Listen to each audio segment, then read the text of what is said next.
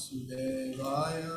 Om Namo Bhagavate Vasudevaya.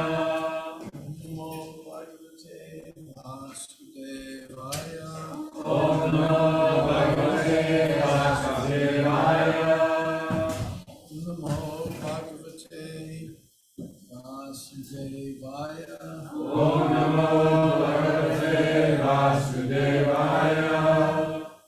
Why do we begin with this prayer? You know.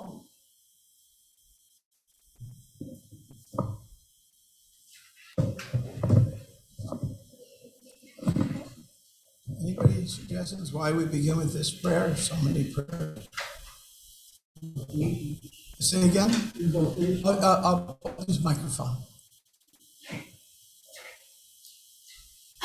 Invocation. It's an invocation. And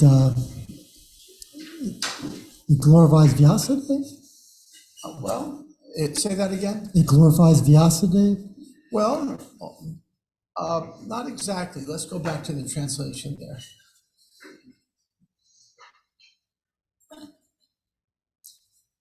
Glorifies Krishna. Yeah. It depends on Vasudeva or Vasudeva, depends on where you put the accent. Is it Krishna or is it someone else?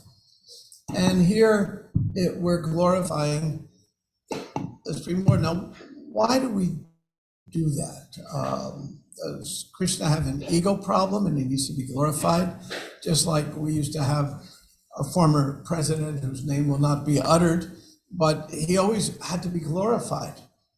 And if he wasn't, people got mad at him. He got mad at people, I mean to say. So does Krishna have an ego problem? What's going on here? Yes. I think it's because, when we gain new knowledge, it can get to our heads. And by offering respectful basis to Krishna, like we can take it with Yeah. Is it because the way to understand Krishna is by his mercy? We need to ask for his mercy to. Well, then, that's a good point. Let me give a challenge, friendly challenge. Why bother reading all this then? We just got to go for the mercy. Yeah, you're correct, but there's more to it. So I'm just probing.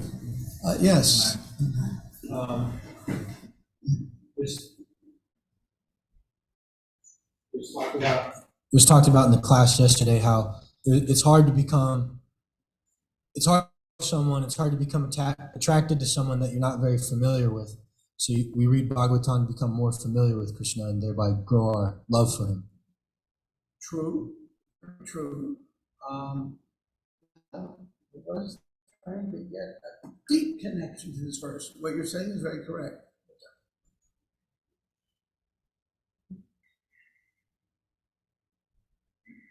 Similar lines, but also yesterday we talked about we cannot just depend on the mercy, we have to cultivate, put our own effort into understanding Krishna. So in order to do that, we need to know who he is, and we need to serve him. And so reading Bhagavatam is part of that. Okay. All the answers are correct, and that we need the mercy is an extremely correct answer. It is. Yet, how to get that mercy?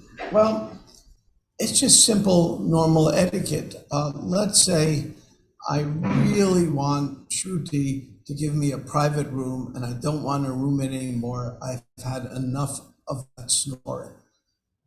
Anybody here been in that position? Yeah, okay. So we've had enough of it. And I really want a private room. I'm not going to walk up to Shruti and say, "You dumb Bahari, give me a private room."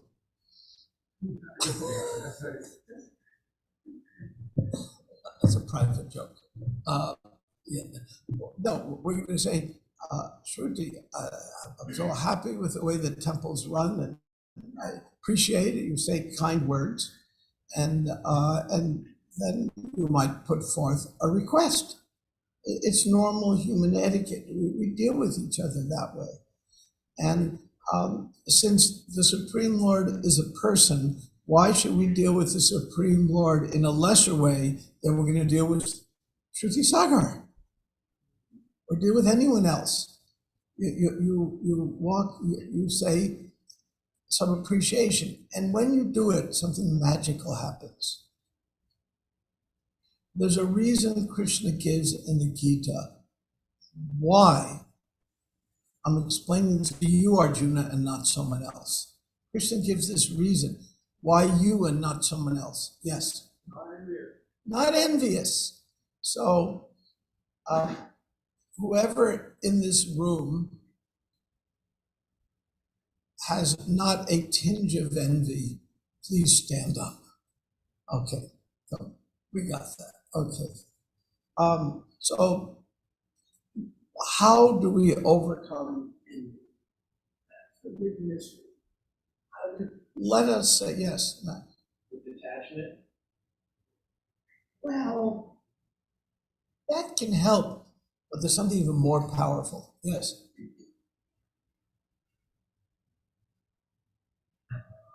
We just have to shift the focus away from ourselves. Because so the word in there, namo, I think it means not me.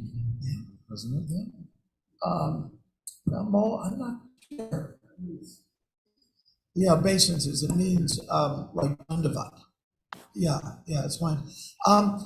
It's good to focus away from ourselves. Who today in this room has not thought of themselves once? Okay. Oh, that meant he did it twice. Okay. Got it? Okay. So that's true. But there's something more. The way to get rid of envy, and it's a very important devotional tool. We wouldn't be in this world if there wasn't some touch of it somewhere deep down. Maybe a lot, maybe a little, that's not relevant. The only way to get rid of it is by service. So if I'm envious, Shruti's a temple president, he gets maha every day, or whatever. Do you get maha every day? Oh, the maha problems. That doesn't. If I'm, the way to do it is by offering service.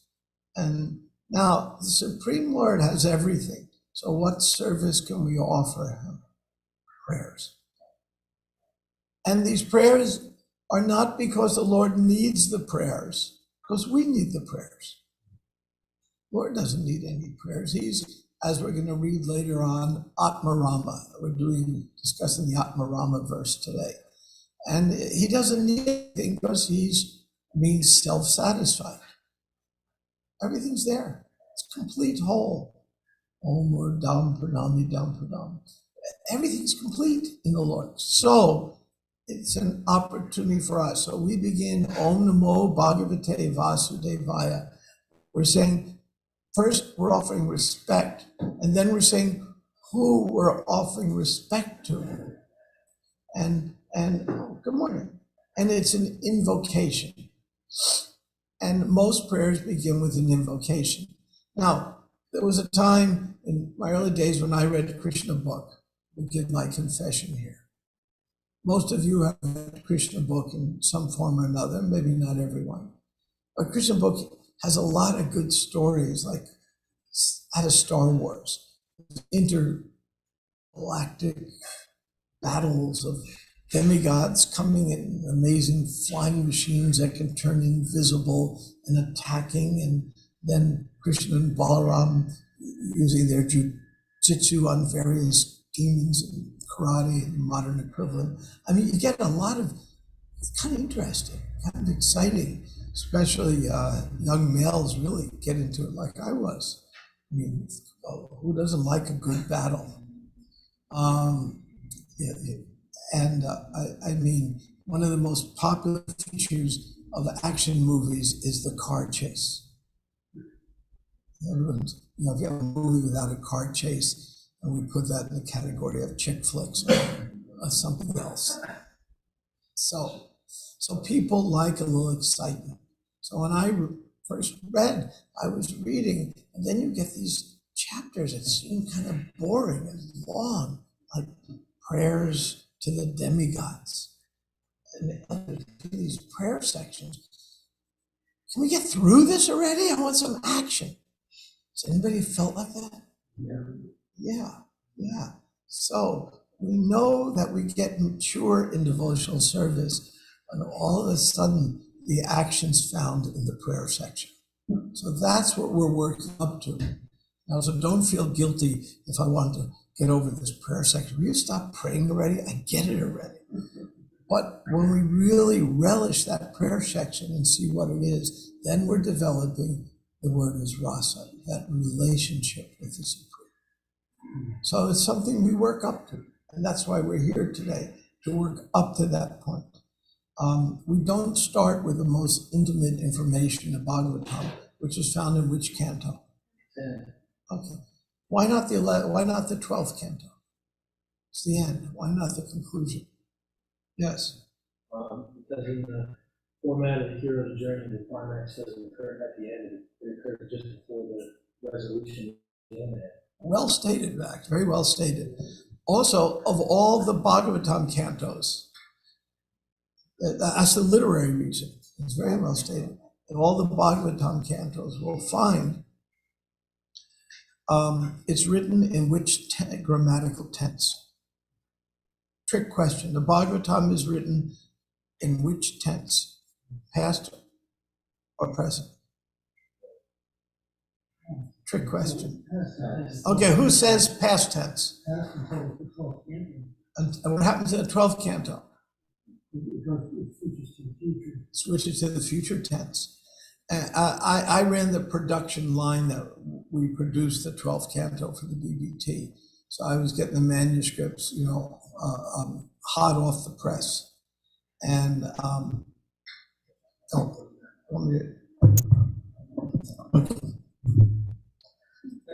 better if this was chocolate.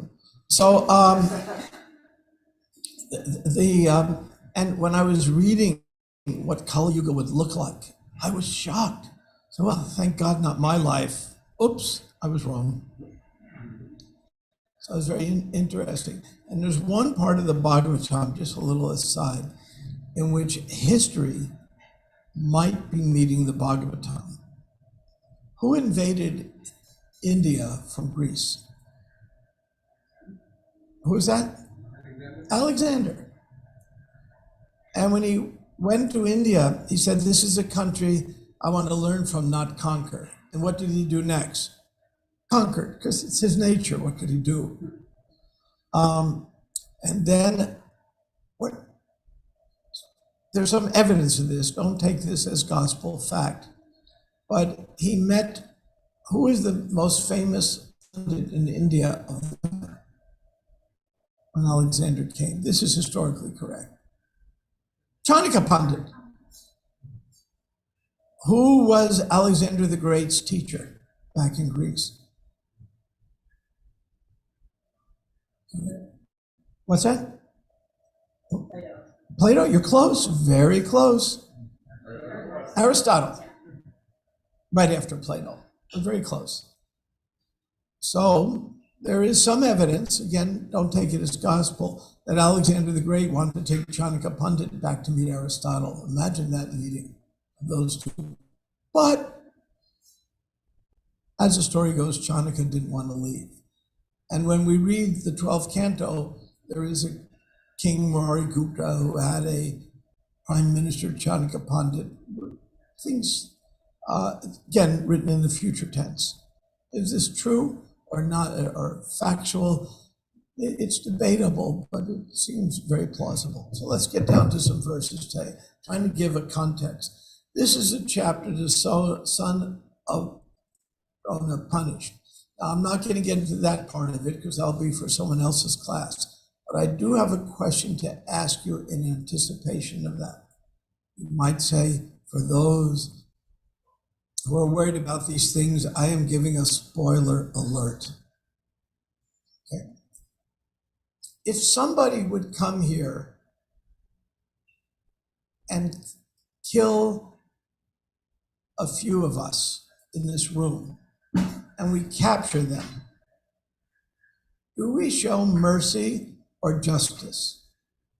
Now, one idea is mercy is, look, they had a bad childhood, there was, their parents beat them, they were abused, and they just taking it out, we got to reform them. The other, that's mercy. Justice this is wrong, they need to pay for what they've done. Vaninath Prabhu. Prabhupada actually is very interesting in just commenting in the first chapter of Bhagavad Gita. He talks about that. He said, Brahmanas will never give justice. He says, Brahmanas will always be ever merciful. Yes. He said, but government cannot run like this. And this is why Arjuna was so heavily criticized by Krishna. Because as a Kshatriya, he owes duty, and Prabhupada emphasized that. Once again, it depends on which Varna you're speaking to. Brahmanas will be, and Prabhupada used that same example. He said, suppose you kill one of their men. They will say, oh, we forgive you. He said, but Kshatriya cannot be like that. Yeah. And in the rest of this chapter, we're going to get into this big debate of mercy versus justice. And what Vaninath says will apply, and we'll be dealing with Brahmins, the wives of Brahmins giving one argument and Kshatras giving another. And then Krishna intervenes with a brilliant move to satisfy both sides. Absolutely brilliant. And Krishna actually started mediating. And in our mediation training, we always look for what's called the elegant solution, the one that no one would have thought of, that everyone can live with. That's what Krishna did later on in the chapter. But now we'll get to these verses. I give this elaborate introduction because I think it's helpful for getting a context. So we're going to begin with text 7, Yasyanvai Shriyaman Ayam Krishna Parama Parusu Bhaktir Uttabayate Pumsa Sokam Moha Paha. We're not going to chant the verse responsibly because I use too much time. Simply by giving oral reception to this Vedic literature, the feeling for loving devotional service to Lord Krishna, the Supreme Personality of Godhead, sprouts up at once to extinguish the fire of lamentation, illusion, and fearfulness. And we're not going to read this purport, but I will jump ahead to a sentence at the end of it. The conclusion is that simply by hearing the Bhagavatam, one can have direct connection with Krishna, and therefore obtain the highest perfection. There are practical tests for one who is actually given a submissive hearing. These are practical tests for one who's giving a submissive hearing. What is the practical test? Your life improves. Your desire for sense gratification goes down. Now, is Krishna consciousness a fast process or a gradual process? Let's have a vote. Who says it's a fast process? Raise your hand. Who says it's gradual? Raise your hand. Who says it's both? Yeah. Prabhupada said 150 times it's a gradual process. It's also very fast, especially in the beginning. It's very, very fast because Krishna gives that taste. You go on, went on one Harinam, 1968, and I could never get the mantra out of my mind. Couldn't get it out of my mind, didn't know what it was. It took me a year to find out where a devotee was, even ask what it was. Then when I met them, I thought they were a little strange. That's another story. So the key is it can be very fast and very gradual. It can be both. So when we get very discouraged in our devotional service, we're experiencing the gradual part. One of the hardest things in Krishna consciousness is japa. Why is that? Well, kirtan, you can jump up and down and dance and have a good time. Prashadam, I don't have to tell you about that one. So that's the easy one. But japa means you have to have a relationship with Krishna. Shama, you just came from a japa retreat, isn't that right? Is there any particular realization you want to share on that point? I'm sorry, I put you on the spot here.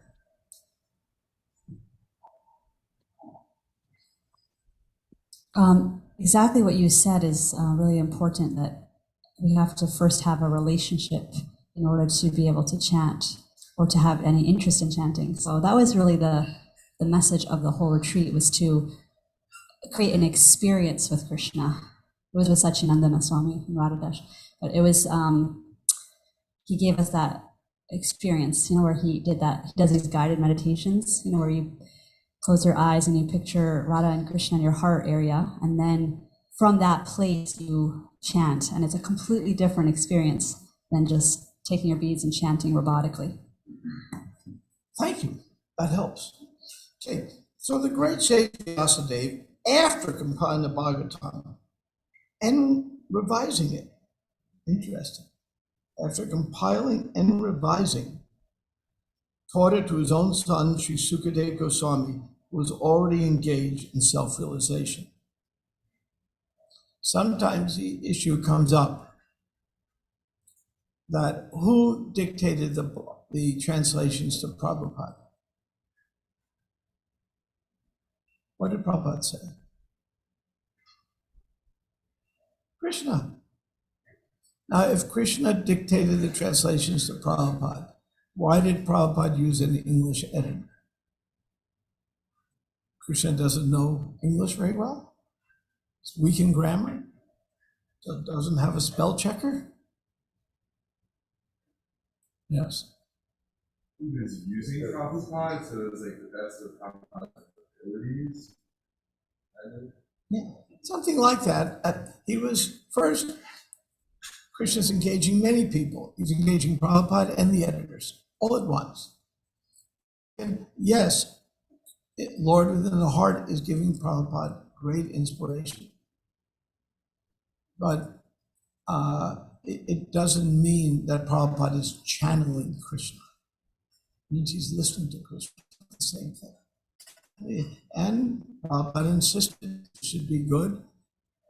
There's a Bhakti Siddhanta said, you should make sure your guru is dressed nicely. Doesn't have a piece of spinach in his teeth, things like that. That's what Bhakti Siddhanta said. So we want to make sure we say. What's that?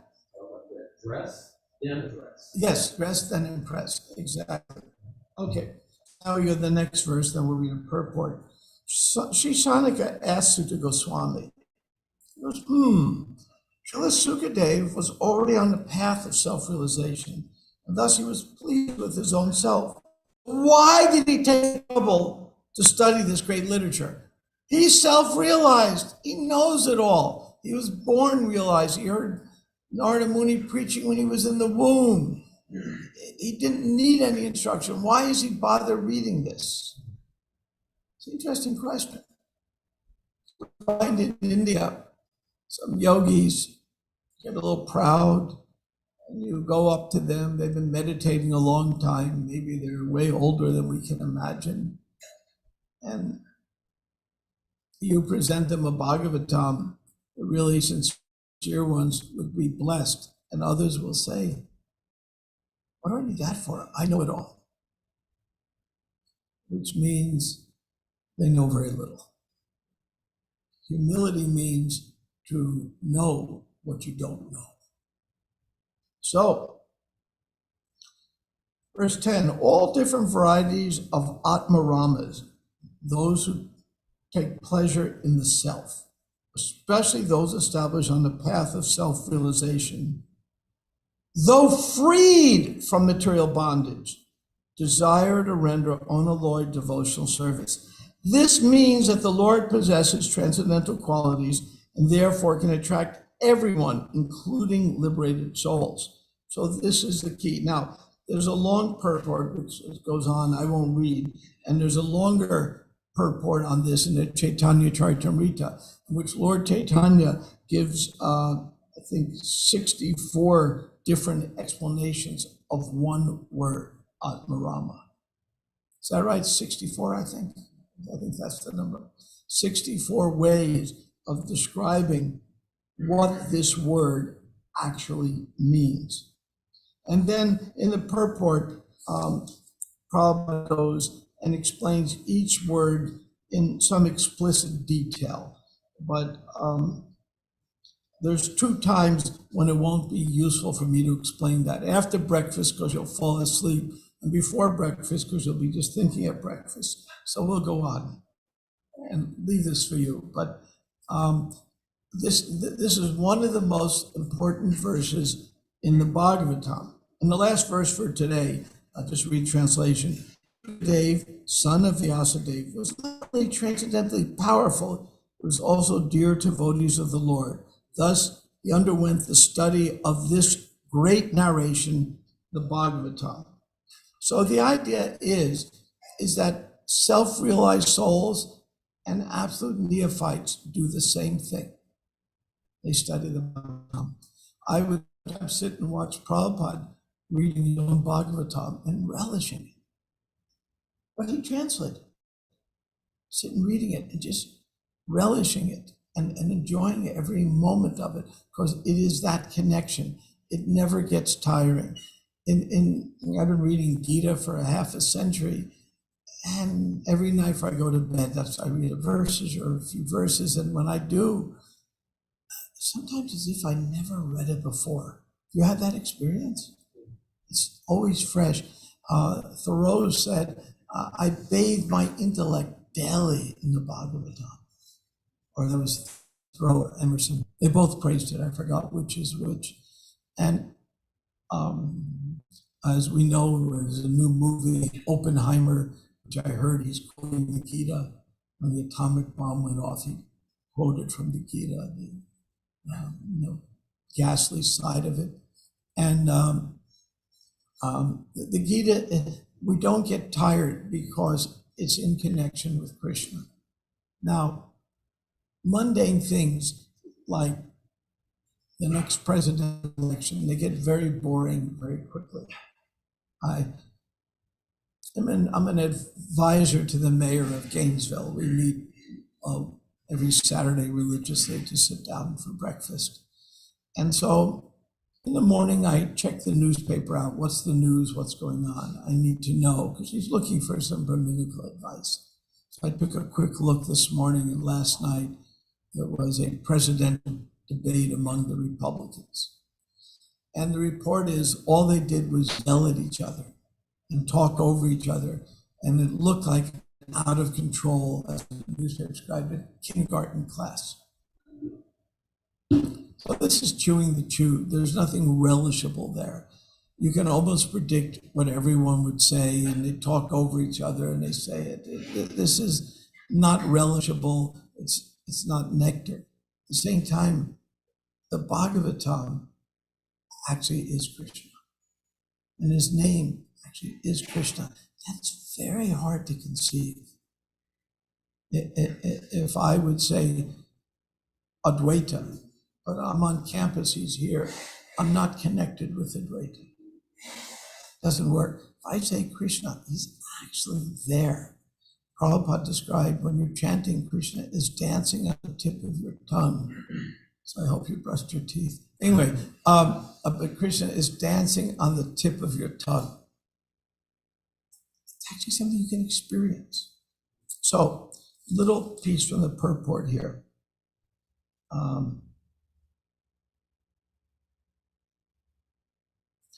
By his personal features and transcendental attributes, the Lord attracts all psychological activities of a pure devotee. Such is the attractive power of Krishna. The attraction is so powerful that a pure devotee never hankers for any one of the 4 principles of religion. What are they? Yeah. Yeah, very good. So, why do people join a religion? It gives regulated sense gratification. Any intelligent person knows unregulated sense gratification is dangerous. So it's regulated. You want economic development. So I was invited to a wedding in Oklahoma City. And it was a Patel wedding. I'm kind of like, they're family gurus or mentors. and the granddaughter was getting married. The father of the bride was the president of Indian Hotel Owners of America. So there were 1,500 people there. And I looked at the list, every last one named except for me. In fact, when the wedding began, I had to make some blessing at the beginning, so I stood up to make the blessing. Some of you know the story, and I said, before I can give the blessing, I have a very important announcement to make to all of you. Mr. Patel, you left the lights on. Some of them got it. Then we were there for that was the pre-ceremony. Then for the main ceremony, Hridayana Maharaj, Guru Prasad Swami and I are sitting there. And we're given honorary seats in front. So there's rows of seats, but in front of all that, there are 3 high back chairs, and they put us in there, and, you know, the etiquette thing. And then the room is packed with Patels. And we're sitting there, and the ceremony is going on and on and on. Have you ever been to a fire yajna that just goes too long? I've been to some of that. Just Prabhupada said, make it short. That's Prabhupada's instructions. But sometimes we know a little better. We go on and on and on. Swaha, swaha, swaha, enough swaha already, I'm hungry. So this was one of these. I mean, then I turned around and there was no one in the room but the 3 of us. We didn't know because we were in this front row. So I poke Hridayana Maharaj. Look, he pokes Guru Prasad Swami. Look, we were out of there in seconds. Then I went to mingle among the guests, some of who I know well. And what are the guests doing? Well, they're all hotel owners, Indian Hotel Owners of America, the Patels. So what are they doing? I'm listening to the conversations out of curiosity. I'll trade you a Holiday Inn for 2 days inns. And hey, I got a Hampton. Do you have a Homewood Suites? We can work out it. I mean, they're just like, I used to trade baseball cards as kids. They're doing the same thing. You know, a Mickey Mantle for a Roger Maris or whatever it was in those days. They were doing these trading. Now, this is economic development. So they were using the religious function of the holy bond between husband and wife for the purpose of economic development. So this was religiosity and economic development all at once. So the point being made here is the attraction so powerful that a pure devotee never hankers for any of the 4 principles of religion, rising above it, even rising above liberation. These are the attractive features of the transcendental attributes of the Lord. And adding to this, the words of pi and cha, one can increase the imports unlimitedly. According to the Sanskrit grammar, there are 7 synonyms for the word api. So by interpreting each and every word of the sloka, one can see unlimited numbers of the transcendental qualities of the Lord. And previously, the purport goes into what the detailed meanings of these words are. And again, that's gone into great detail into the Chaitanya Charitamrita. So I'm not going to do it here. A P means, the translation Prabhupada gives is in spite of. So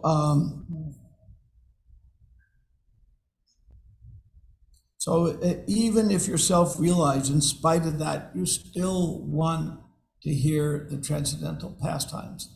So the neophyte devotee and the advanced devotee end up doing the same thing.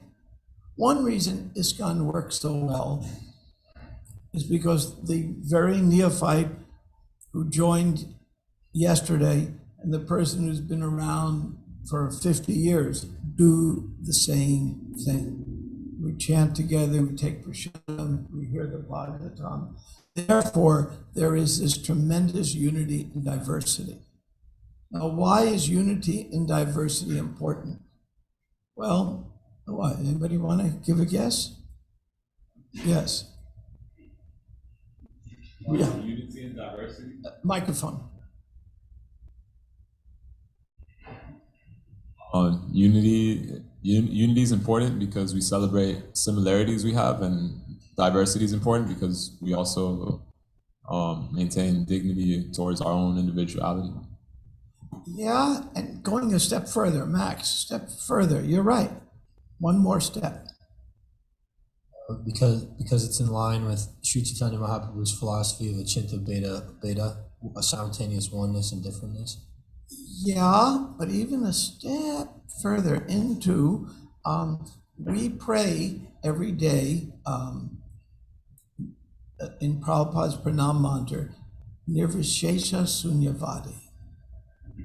What does that mean? Microphone.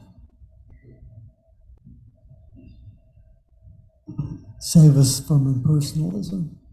Yeah, we're persons. And if we're persons, it's very important that we be personal. That we not,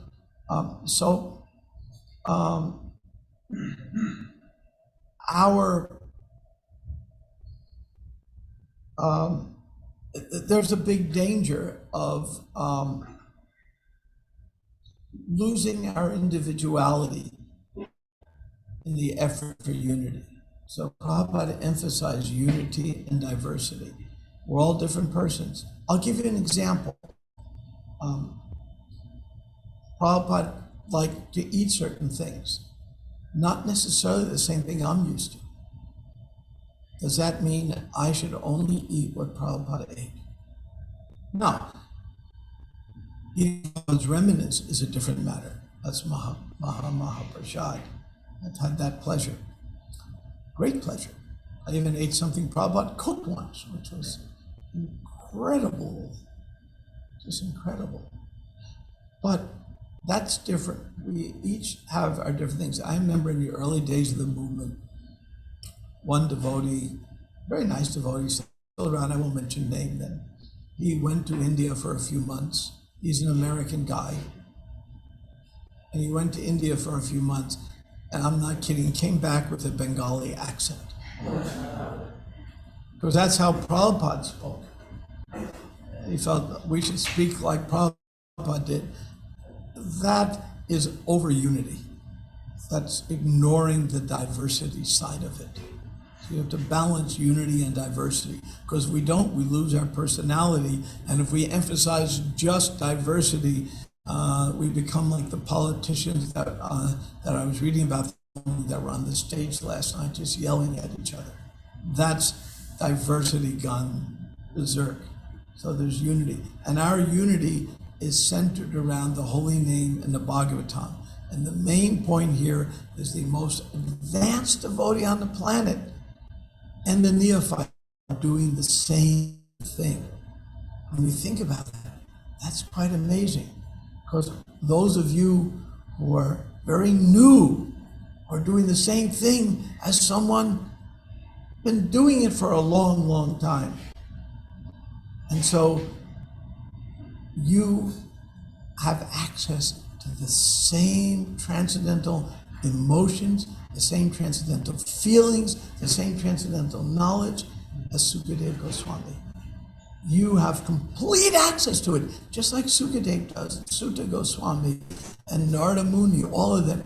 It's incredible to think of that we're sitting here and we have same access, not just to reading words, but to getting the feelings, the emotions, the understanding, the depth of devotion, that we have the same access as soon as we surrender to this process. That is an incredible thing. And many times as devotees, especially in the beginning, we get a great taste. And many devotees come up with this, and we all go through this, almost all of us do. Gee, what happened to my taste? That's why people like, I'm going myself. Satchidananda, Shamla was just in Radhadesh, I'm going to his seminar in Govardhan.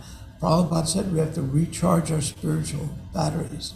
Otherwise, we get that initial enthusiasm and taste, and it can become we start chanting Hare Shnicker Shnicker, Hare Shnicker Shnicker Shnicker Shnicker, and we lose mindfulness. Now, mindfulness was not a term Prabhupada used because it wasn't a prominent term then, but Prabhupada talks about it all the time, how to be present, how to remember to be present, because it's so easy to forget.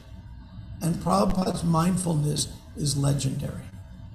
I'll tell you one little funny story. It's not particularly relevant. It just shows you how Prabhupada was just so aware. One time at Juhu Beach, he was on a walk with his sannyas disciples.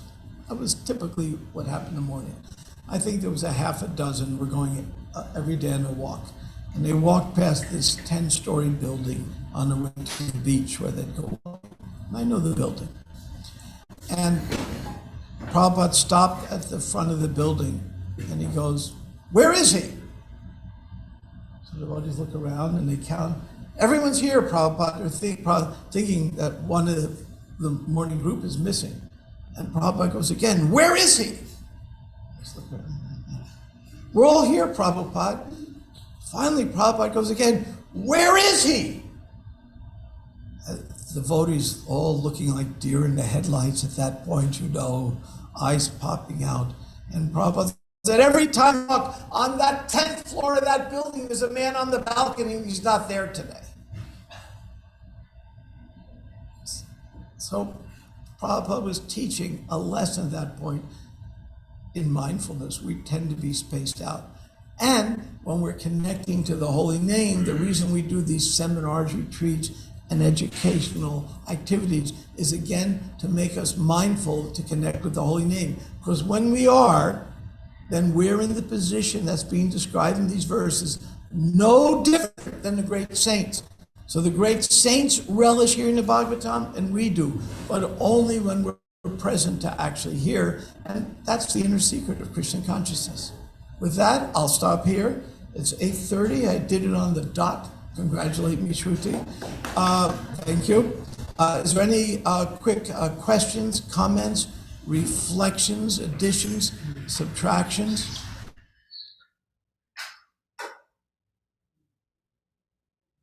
Yes.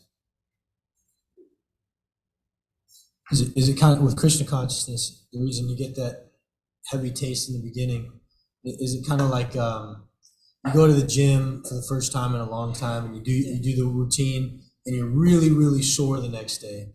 But then after months and months of doing the same routine, you don't feel that soreness anymore. So it's like you start getting used to the same thing.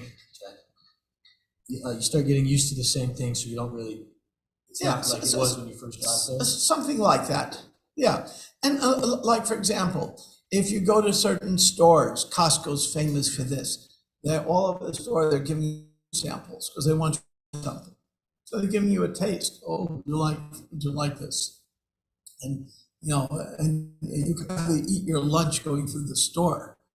Not that it's edible by us, but anyway, it's like that. So the taste is there. So Krishna gets, oh, this boy, this girl, they're a little sincere. They want to know something. Let me give them the taste. That thing, you have to earn it. You get your free sample. We won't get that. Then we have to work hard to earn it.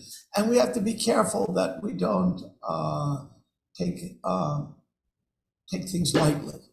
I'll tell you a quick story. I will put this in context and we'll end there. And we have to avoid being like this at all costs.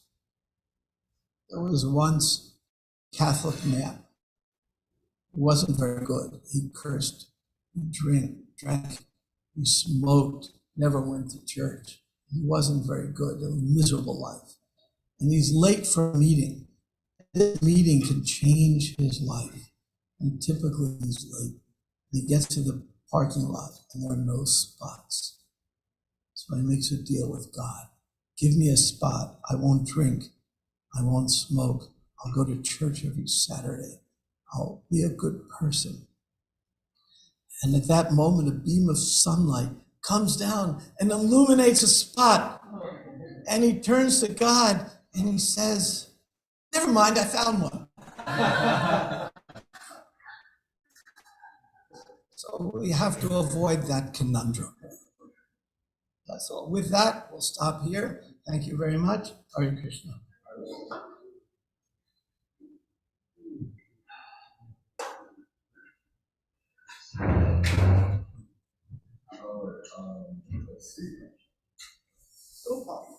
Tomorrow afternoon, Saturday, I was out staying at my house, but they're coming to town. Just call him this week. Yeah, he wasn't.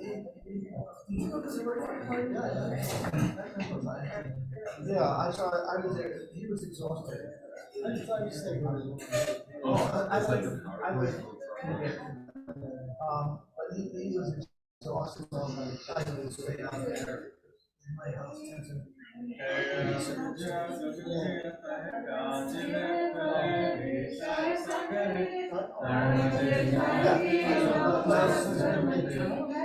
Some point, yes,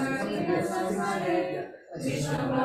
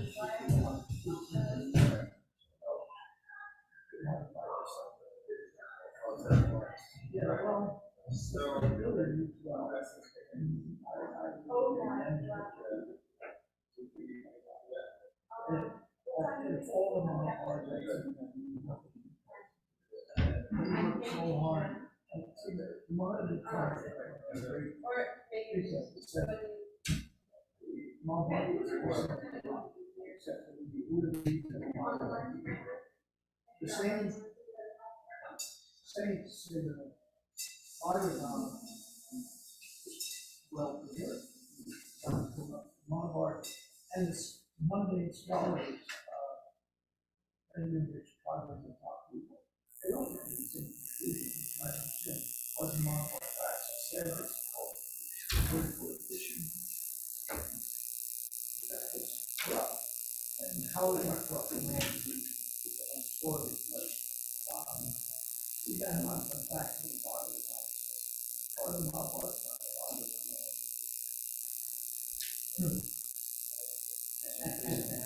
and then he did a lot of deep research with other scriptures and no one, and this, the personalities are people who don't want to develop their character. I was almost cartoon character.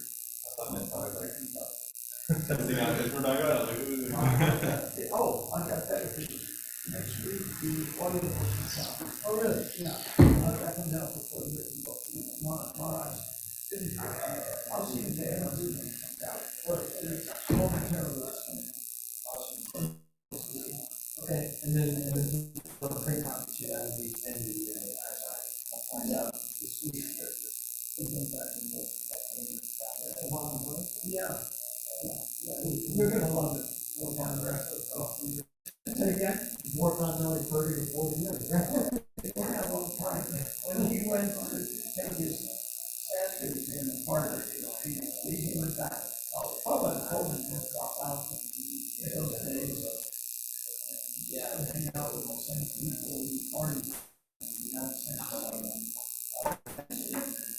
Not back. And party.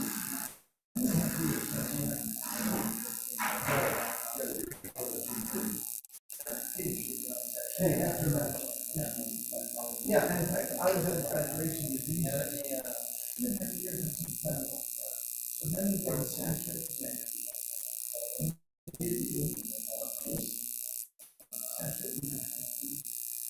And we want to answer that. And you'll have an hour.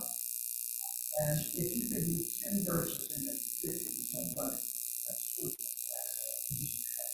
They gave him the piece from Mahabharata and he just translated.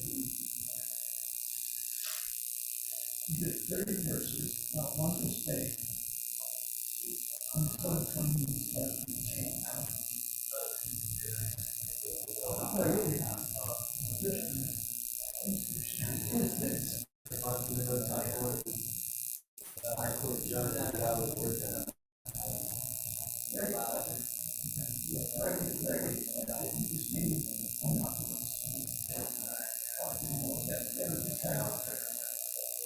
Was there a class here yesterday? I'm not still another one of the Mr. Swami Sheikh and PhD is on. He was here. Didn't that's nothing? Mr. Swami Sheikh. Oh, was it the test yesterday in one? He's very good.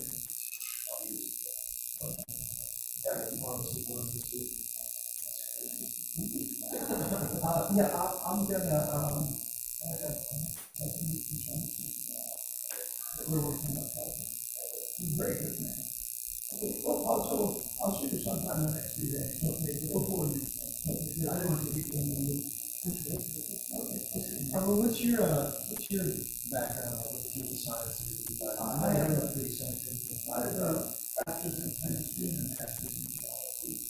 And then I studied for the last year. I've been studying quantum physics. I've taken it before, but not that I'm an expert, but I do know. So for a living, I still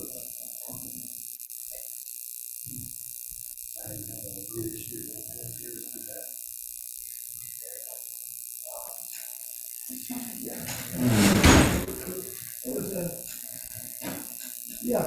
someday, it should be a very fun arrangement.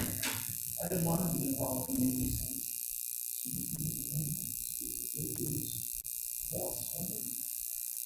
I can take this for a minute. You may have had it.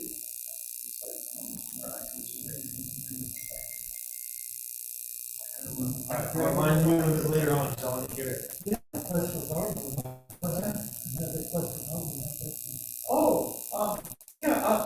What's Dharma? You seen it? You have to be on your copy. It's lectures you gave on non-part. You did it, Tommy? Yeah, they're very good. What's it called? Quest for Dharma. It's really good. Thanks for moving. Pretty cool.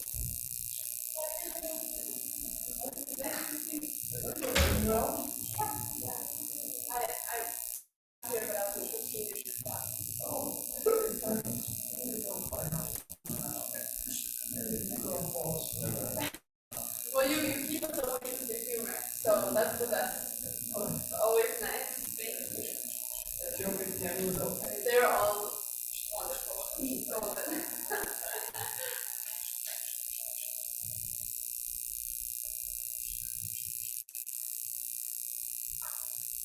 And what he said about snicker, snicker, hooray, hooray, that took me a Yeah, second when yeah. I got it. This is when you're canning really fast, it does sound like snicker. Yeah, it starts to like, words start to kind of blend together. Yeah.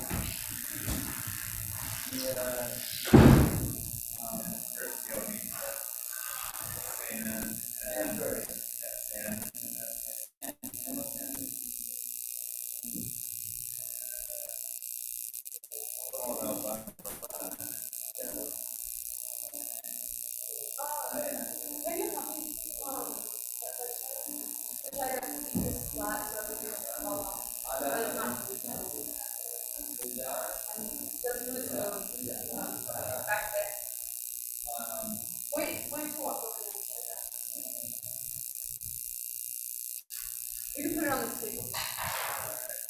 Thank you so much. Nice, right?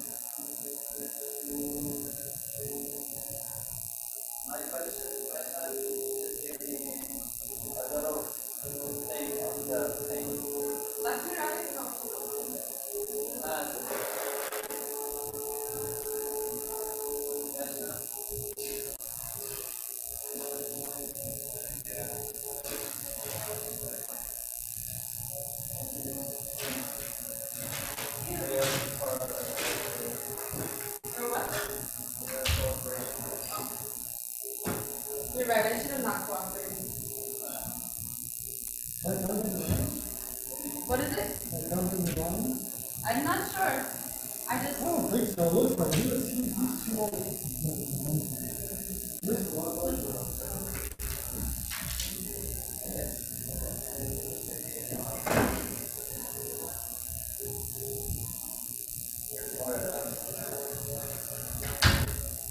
you gonna put this? We're gonna use it for Oh, fundraising. today. Yeah.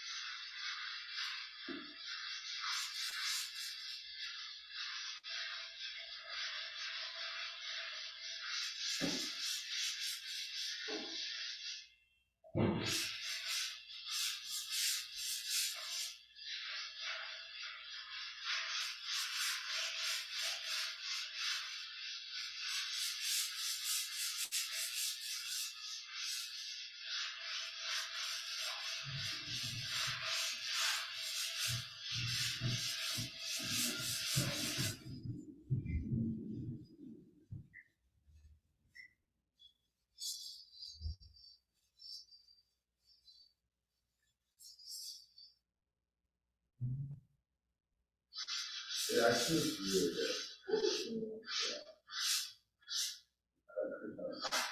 I'm just thinking about like how awesome we actually are. Because we're going to a place where a lot of different charities are particularly for people to donate to them. But if they donate to us, they are providing food to many different charities at once. They're also helping to provide housing for students at UF and volunteer opportunities for students at UF. It's just the best thing ever. They're like serving so many causes for just one stuff. Why is it really saying that? Yeah, everything's a Krsna. Don't make sure it's just served properly.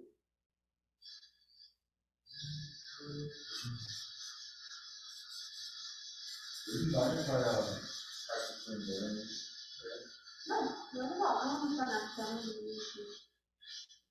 No, we answer now. Even better. Aspire. Flames and burning. Not to be a performer. Do we charge some drugs? They have batteries. Rechargeable batteries.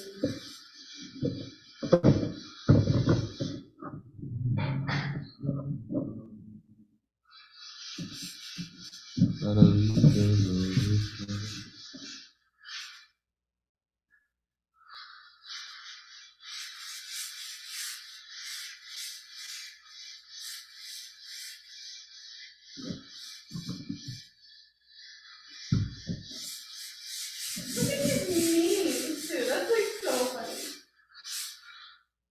Because the thing is, they're so good because they were made by US students. They weren't made by us. Yeah. And they're on your US Instagram. You want to read that and let me know how it reads? The doctor is a hard person to think. Basically, Dr. Dhamma's comment is zero sacrifice. So to eliminate the teachers because of the compassion of the social.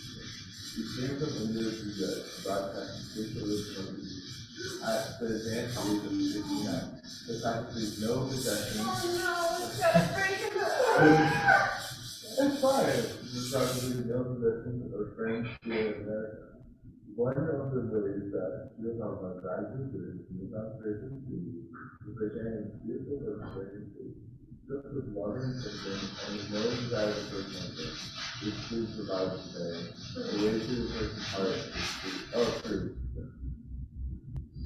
From the humble beginnings, Peter talks about establishing international tradition for pastor.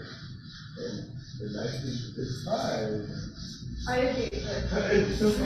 hate it so much.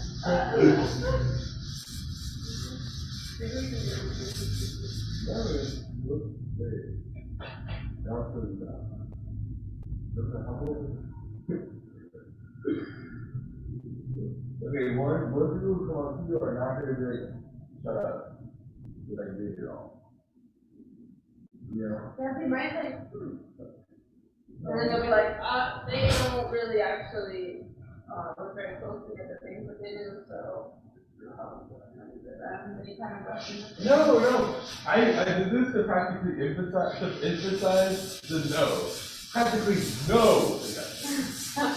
It actually was to carry it out, but it would look unprofessional if you put no.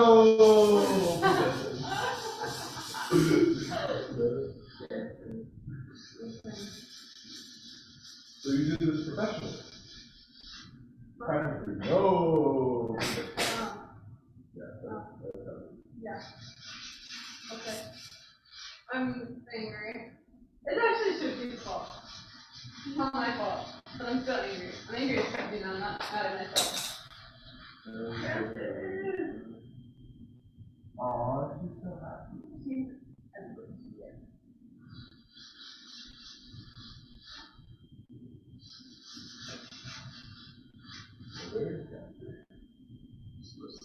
Help me.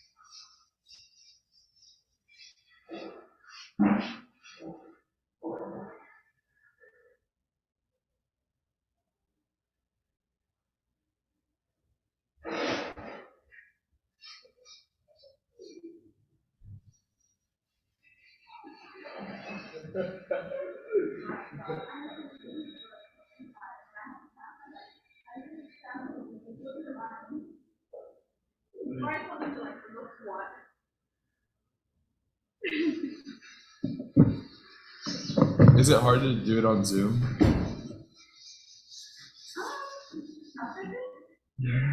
Yes. Not really, but sometimes I see their fingers inching towards the volume button and then they mute me.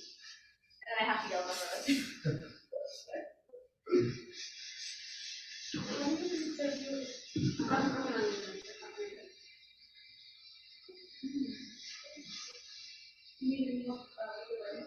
No.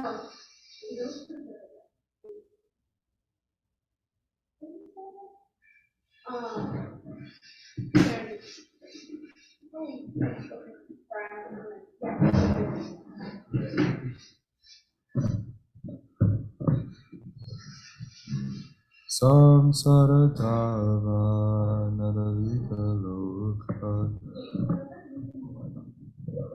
You can't sit down there. Got to do the slides. Samsara dava nalida loka. Shanaya karunya gana ganatvam. Prapasya kayana. Prapasya Kalyana Gunaryavasya Vande Guru Shri Charanarvindam Mahaprabhu Kirtanitya Gita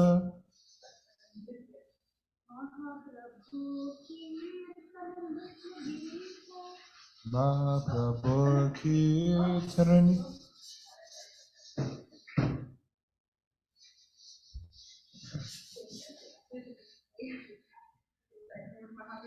Mahaprabhu Kirtanitya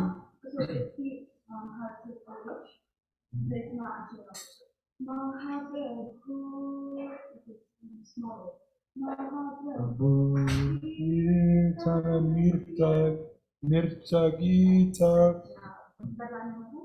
Mahaprabhu Kirtana Nirta Gita Mahaprabhu Kirtana Nirta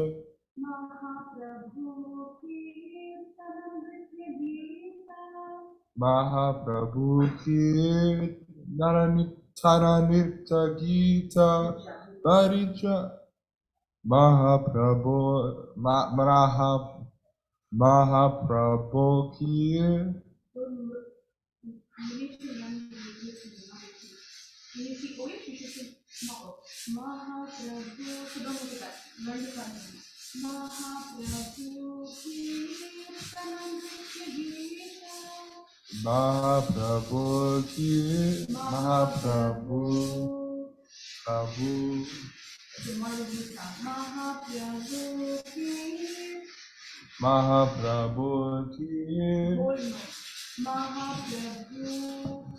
Mahaprabhu Kirtana Nirta Gita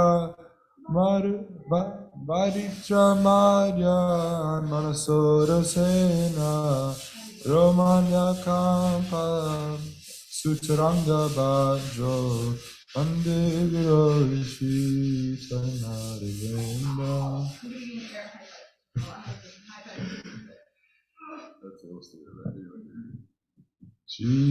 Okay, actually, sorry, don't offend me. You were in my dream last night, and it was about.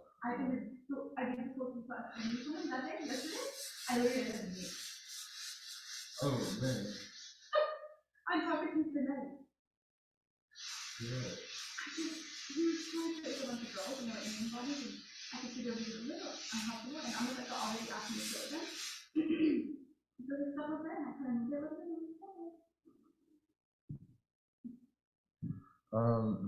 That's how I feel.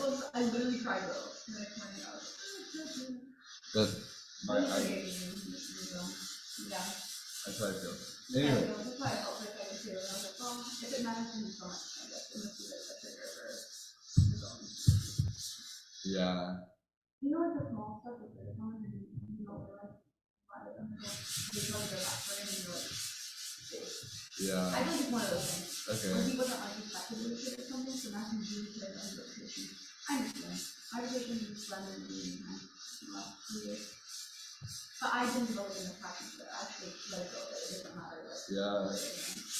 Yeah, I can see how that could like help you be like whatever, it just matters what you think, You know, Krishna. your parents can really be like such a master in the so literally.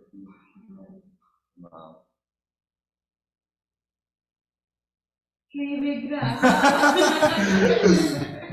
No, let me tell you about my dream now, real quick. Oh, yeah.